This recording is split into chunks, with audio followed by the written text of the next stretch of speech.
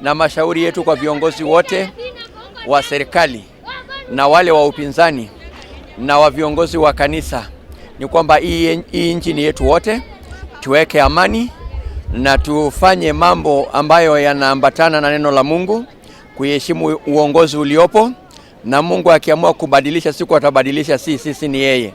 Na kwa hivyo ningewaomba tuweke amani, tuheshimiane, tuheshimu rais wa jamhuri, tuheshimu mawaziri, tuheshimu magavana wetu, na sisi wote kama watu wa Mungu tujue ya kwamba tuliomba Mungu na ametupa serikali iliyoko mamlakani. Hii elimu pia ni chombo chema cha kueneza amani katika nchi yetu ya Kenya, sababu uongozi unaanzia mpaka nyumbani, na huo uongozi unafunzwa katika kanisa zetu zote, katika vitabu hizo ambazo zinaitwa, kitabu kinaitwa Leaders and Leadership.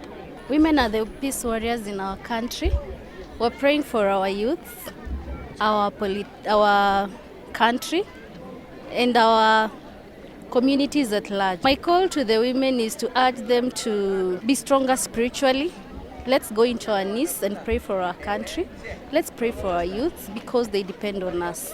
Na hii ni jambo nzuri kwa sababu neno la Mungu inafungua mawazo, inafungua mtu kuelewa na kujua haki yake.